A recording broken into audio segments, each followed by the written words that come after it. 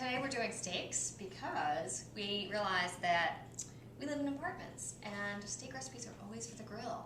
And it's really unfair, so we thought that it would be fun to do a broiled steak theme, and we've got all these great recipes. And so today I'm going to be doing one that is Cowboy Rib Eye that has chocolate stout, coffee, and a bunch of other interesting spices, which I'll talk about in a second. And it's by Ali Wax.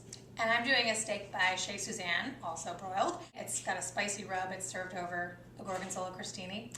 And it has a chipotle and cilantro compound butter on top and some garlic chips. It's got a lot going on. It's got a lot going on, but it all works really well. Yeah.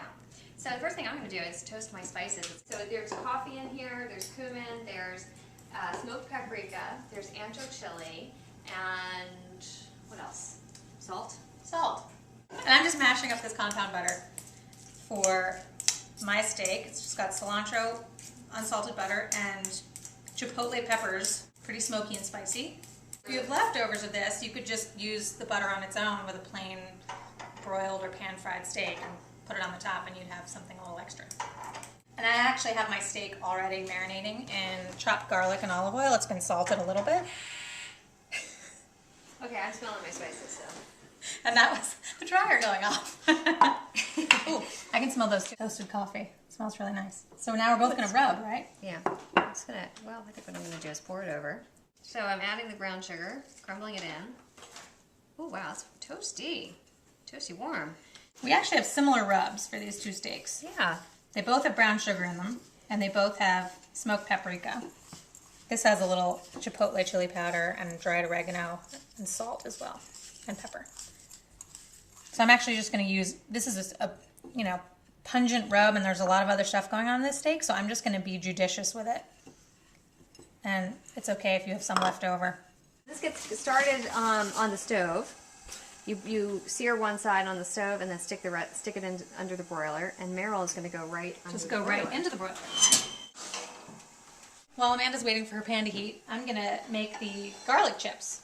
Olive oil in the pan. I'm just heating it up. I'm going to add this finely sliced garlic. The really cool thing about these garlic chips is you add a pinch of sugar, which really makes all the difference in the world. I wasn't sure it was going to do that much, but it really makes them crispy and sort of candied.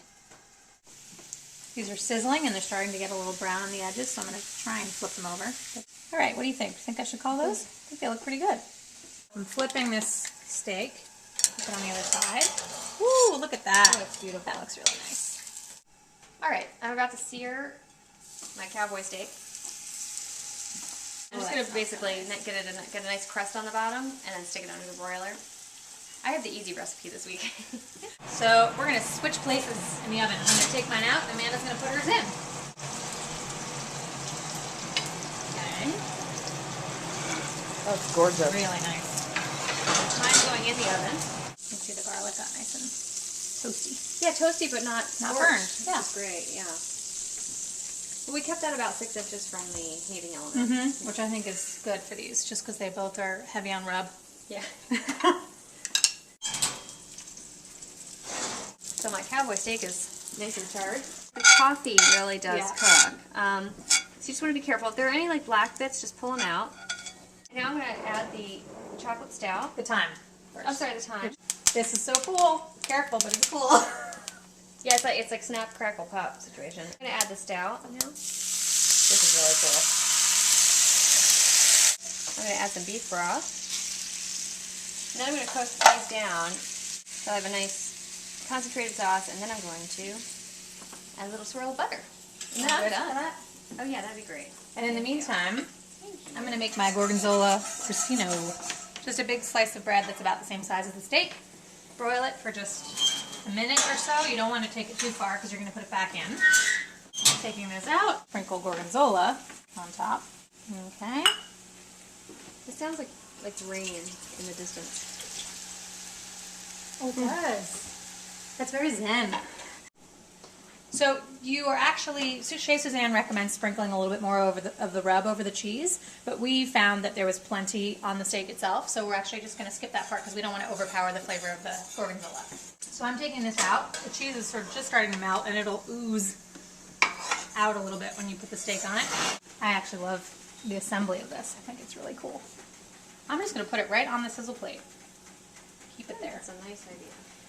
The steak just goes on top. Nice little bit of the compound butter. And then you just sprinkle some garlic chips on the top. I didn't really sprinkle, I sort of threw them on there, but so that's ready to be eaten. Yeah, I'm just reducing. Still reducing. I'm adding some butter, whisking some butter into my nicely reduced cowboy steak sauce. I think I'm gonna slice it up. I'm just gonna slice it up right on this board and put that sauce on. And eat it from a really big plate. Yes, this is my It's plate. a cowboy-sized My plate. plate. I don't know where you go. What you guys are eating off of. Oh, perfect. Nice job, Amanda. I go like that. Oh, yum. Take it in.